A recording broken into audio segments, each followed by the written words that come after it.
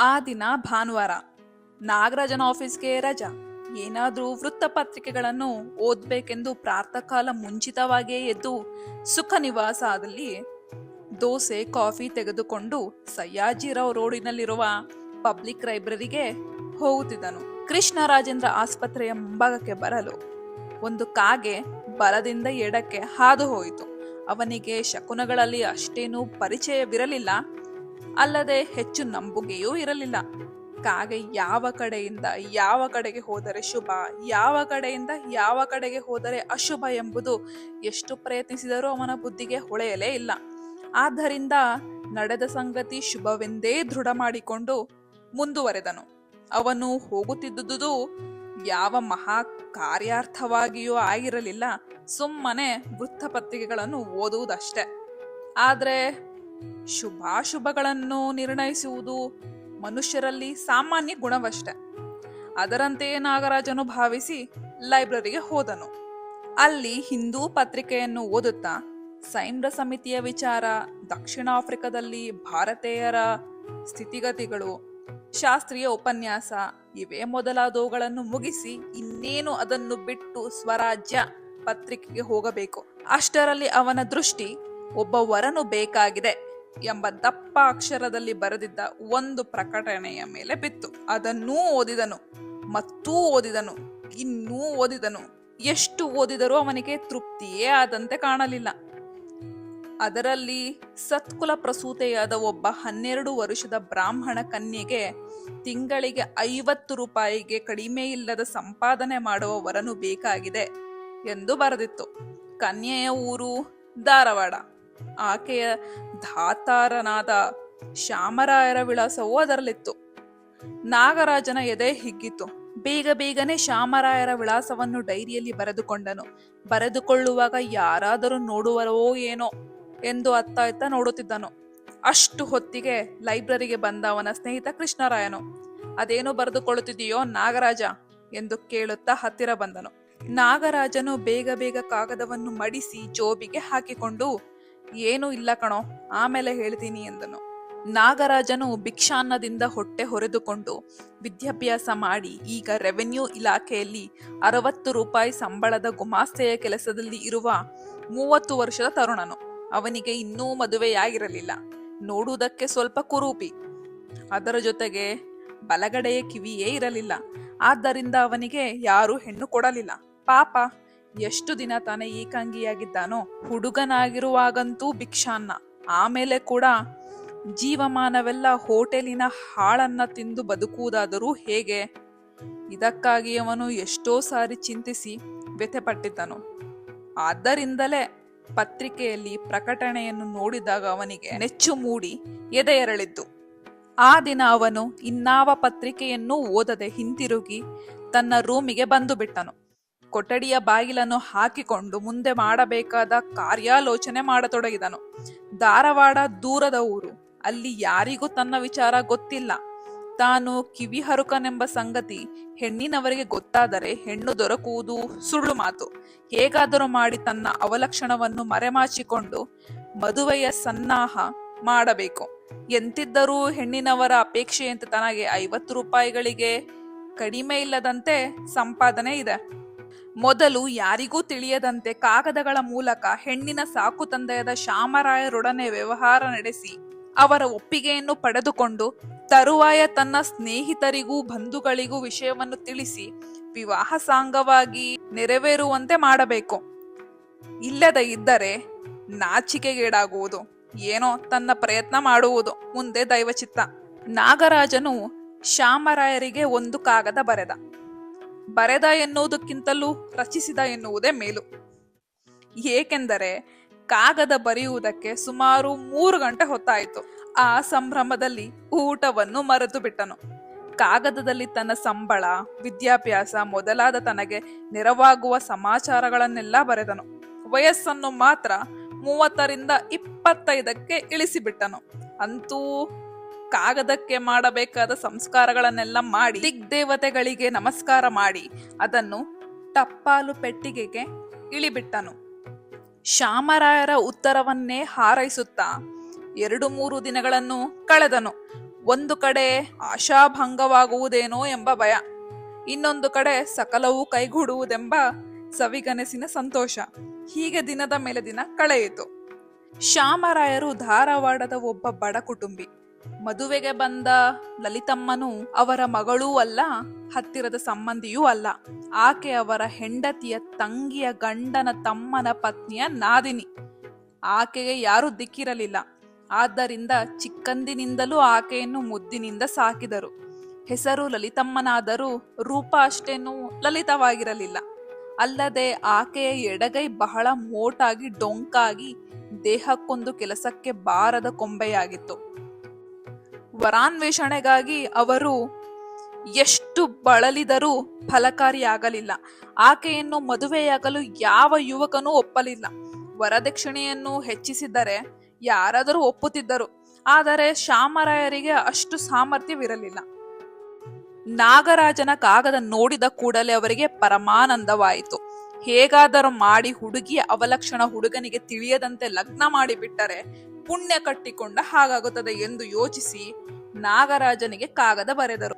ಆ ಕಾಗದದಲ್ಲಿ ಅವರ ಒಪ್ಪಿಗೆಯನ್ನು ಸೂಚಿಸಿ ನಾಗರಾಜನ ಫೋಟೋವನ್ನು ಲಗ್ನ ನಿಶ್ಚಯ ಮಾಡುವುದಕ್ಕೆ ಮುಂಚೆಯೇ ಕಳುಹಿಸಬೇಕೆಂದು, ಹುಡುಗಿಯ ಕಡೆಯವರು ಅದನ್ನು ನೋಡಲಿಕ್ಕಿಚ್ಛಿಸುವರೆಂದು, ನಾಗರಾಜನಂತ ಅಳಿಯಂದಿರನ್ನು ಪಡೆಯಲು ಯಾರಿಗೆ ತಾನೇ ಇಷ್ಟವಿರುವುದಿಲ್ಲವೆಂದು, ಇನ್ನೂ ಮೊದಲಾದ ನಾನಾ ಉಪಚಾರದ ಮಾತುಗಳನ್ನು ಪೋಣಿಸಿದರು.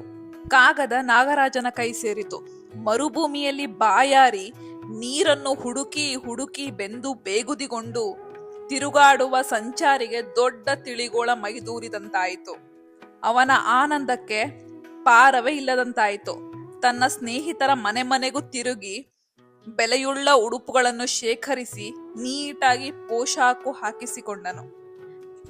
ಬಹಳ ಎಚ್ಚರದಿಂದ ತನ್ನ ಹರಕು ಕಿವಿ ಕಾಣದಂತೆ ರುಮಾಲನ್ನು ಸುತ್ತಿಕೊಂಡು ಮೈಸೂರಿನಲ್ಲಿ ಪ್ರಸಿದ್ಧರಾದ ತಸ್ಬೀರುಗಾರರೊಬ್ಬರ ಕಾರ್ಯಾಲಯಕ್ಕೆ ಹೋಗಿ ಫೋಟೋ ತೆಗೆಸಿಕೊಂಡನು.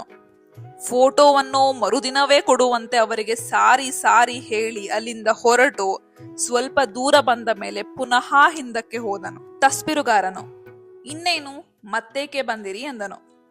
ಏನೂ ಇಲ್ಲ, ಒಂದು ಮಾತು ಹೇಳಬೇಕಾಗಿತ್ತು, ಮರೆತು ಬಿಟ್ಟೆ. ಏನು? ಇನ್ನೇನೂ ಇಲ್ಲ, ಚಿತ್ರದಲ್ಲಿ ಮುಖದ ಮೇಲೆ ಇರುವ ಕಲೆಗಳೆಲ್ಲ ಬಿದ್ದರೆ ವಿಕಾರವಾಗುವುದಿಲ್ಲವೇ? ಅದಕ್ಕೇನು ಮಾಡೋದು ಸ್ವಾಮಿ, ಮುಖ ಇದ್ದ ಹಾಗೆ ಚಿತ್ರ ಬೀಳುತ್ತೆ, ಕ್ಯಾಮ್ರಾದ ತಪ್ಪೇನು ಅದರಲ್ಲಿ? ಹಾಗಲ್ಲ, ನೀವು ಸ್ವಲ್ಪ ಟಚ್ ಮಾಡಿಬಿಡಿ. ಅದಕ್ಕೇನು, ಬೇಕಾದ ಹಾಗೆ ಮಾಡುತ್ತೇವೆ. ಮರುದಿನವೇ ನಾಗರಾಜನು ತನ್ನ ಫೋಟೋ ತೆಗೆದುಕೊಂಡು ಬರಲು ಸ್ಟುಡಿಯೋಕ್ಕೆ ಹೋದನು. ತಸ್ಬೀರುಗಾರನು ತಸ್ಬೀರಿನ 3 ಪ್ರತಿಗಳನ್ನು ನಾಗರಾಜನ ಕೈಲಿಟ್ಟನು. ನಾಗರಾಜನು, ಸ್ವಾಮಿ, ಫೋಟೋ ಬದಲಾವಣೆಯಾಗಿದೆ ಅಂತ ಕಾಣುತ್ತದೆ ಎಂದನು. ಇಲ್ಲ ಸ್ವಾಮಿ, ಬದಲಾವಣೆಯಾಗಿಲ್ಲ, ಟಚ್ ಮಾಡಿ ಎಂದು ನೀವೇ ಹೇಳಿದ್ದೀರಲ್ಲ, ಅದಕ್ಕೆ ಸ್ವಲ್ಪ ಚೆನ್ನಾಗಿಯೇ ಟಚ್ ಮಾಡಿದ್ದೇನೆ. ಅಂತೂ ಫೋಟೋಗೆ ಗೋಲ್ಡ್ ಟಚ್ ಆಗ್ಬಿಟ್ಟಿದೆ. ಸರಿ, ಗೊತ್ತಾಯ್ತು ಎಂದು ಹೇಳಿ ನಾಗರಾಜ ಹೊರಟನು. ತನ್ನ ರೂಮಿಗೆ ಹೋದ ಮೇಲೆ ತಸ್ಬೀರನ್ನು ಮತ್ತೆ ಮತ್ತೆ ನೋಡುತ್ತಾ, ನಾನು ಇಷ್ಟು ಸುಂದರ ಪುರುಷನೇ ಎಂದು ಹಿಗ್ಗಿದನು. ಕನ್ನಡಿಯಲ್ಲಿ ತನ್ನ ಮುಖವನ್ನು ನೋಡಿ ಅದನ್ನು ಫೋಟೋದೊಡನೆ ಹೋಲಿಸಿದನು. ಒಂದಕ್ಕೊಂದು ಸಂಬಂಧವೇ ಇರಲಿಲ್ಲ. ಕನ್ನಡಿಯೇ ಮೋಸಗಾರನೆಂದು ಅದನ್ನು ಬೈದು ತಸ್ಬೀರು ಪೆಟ್ಟಿಗೆಯನ್ನು ಭಕ್ತಿಯಿಂದ ಸುತ್ತಿಸಿ ತಸ್ಬೀರನ್ನು ಕಾಗದದೊಡನೆ ಶ್ಯಾಮರಾಯರಿಗೆ ಕಳುಹಿಸಿದನು. ಪತ್ರದಲ್ಲಿ ಹುಡುಗಿಯ ಚಿತ್ರವನ್ನು ನಾನು ನೋಡಬೇಕು, ಅವಳ ಫೋಟೋ ಕಳುಹಿಸಿಕೊಡಿ ಎಂದು ಮ ಮ ಬರೆದನು. ಮ ಮ ಎಂದರೆ ಮರೆತ ಮಾತು. ನಾಗರಾಜನಂತೆಯೇ ಶ್ಯಾಮರಾಯರು ಕನ್ಯೆಗೆ ನಾನಾ ವಿಧವಾದ ಅಲಂಕಾರಗಳನ್ನು ತೊಡಿಸಿ ಪೀತಾಂಬರವನ್ನು ಉಡಿಸಿ ಆಕೆಯ ಕೈಯ ಕೊರೆತ ಕಾಣದಂತೆ ಅದನ್ನು ಸೀರೆಯ ಸೆರಗಿನಿಂದ ಮುಚ್ಚಿಸಿ ಫೋಟೋ ತೆಗೆಯಿಸಿ ಟಚ್ ಮಾಡಿಸಿಯೇ ಕಳುಹಿಸಿದರು. ನಾಗರಾಜನು ಲಲಿತಮ್ಮನ ಚಿತ್ರವನ್ನು ನೋಡಿ ಮೈ ಮರೆತು ಬಿಟ್ಟನು. ಅವನು ಕೆಲವು ಕನ್ನಡ ಗ್ರಂಥಗಳಲ್ಲಿ ಸ್ತ್ರೀ ವರ್ಣನೆಯನ್ನು ಓದಿದ್ದನು. ಆದರೆ ಯಾವ ವರ್ಣನೆಯೂ ಅವನಿಗೆ ಸಮರ್ಪಕವಾಗಿ ಕಾಣಲಿಲ್ಲ. ಅವನ ಕಣ್ಣಿಗೆ ಲಲಿತಮ್ಮನು ಸಾಕ್ಷಾತ್ ರತಿಯಂತೆ ರಂಜಿಸಿದಳು.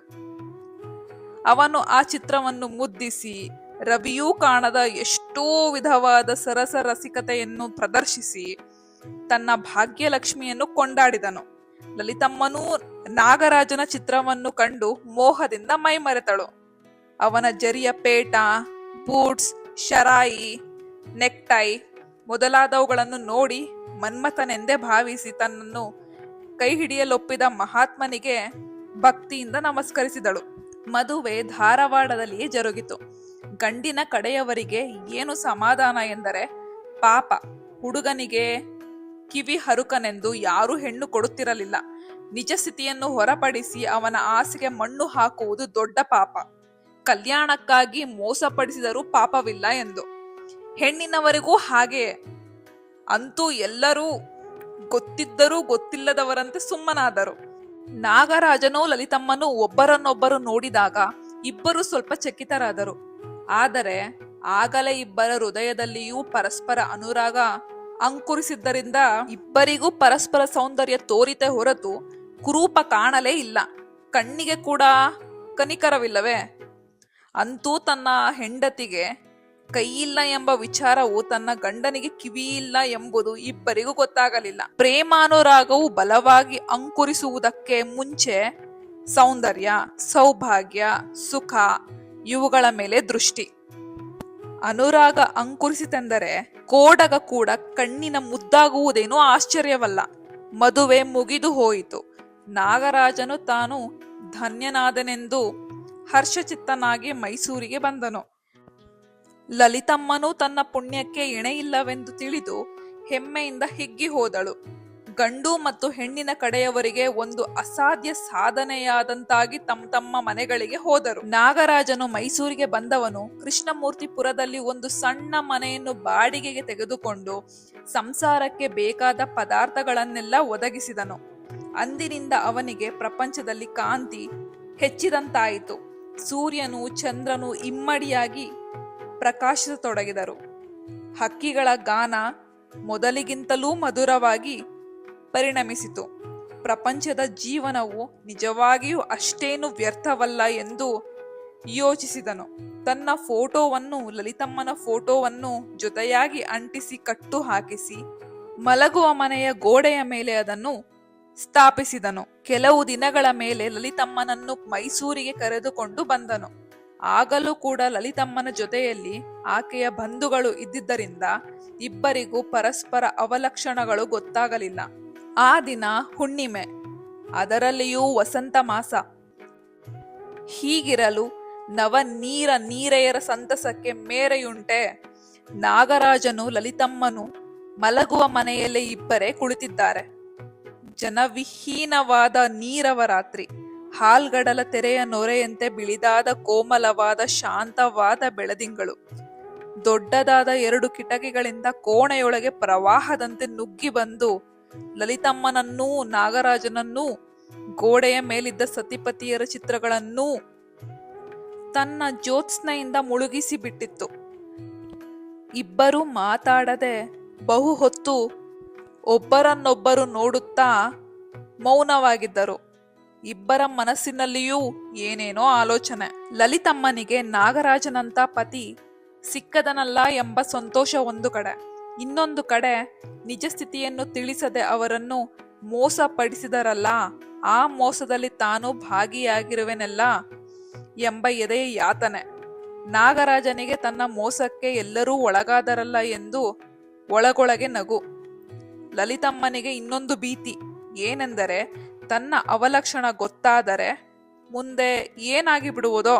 ತಾನು ಬಹಳ ದಿವಸಗಳಿಂದಲೂ ನಿರ್ಮಿಸಿಕೊಂಡಿದ್ದ ಸವಿಗನಸು ಎಲ್ಲಿಯಿಂದ ಬೆಳದಿಂಗಳಲ್ಲಿ ಒಡೆದು ಪುಡಿಯಾಗುವುದೋ ಎಂದು. ಕಡೆಗೆ ಆಕೆ ಏನಾದರೂ ಆಗಲಿ, ನಿಜವನ್ನು ತಿಳಿಸಿ ಬಿಡಬೇಕೆಂದು ಮೆಲ್ಲಗೆ ಮಾತಾಡಿದಳು. ಅಂತೂ ನೀವು ನನ್ನಂತ ನಿರ್ಭಾಗ್ಯೆಯನ್ನು ಕೈ ಹಿಡಿದಿರಲ್ಲ ಎಂದಳು.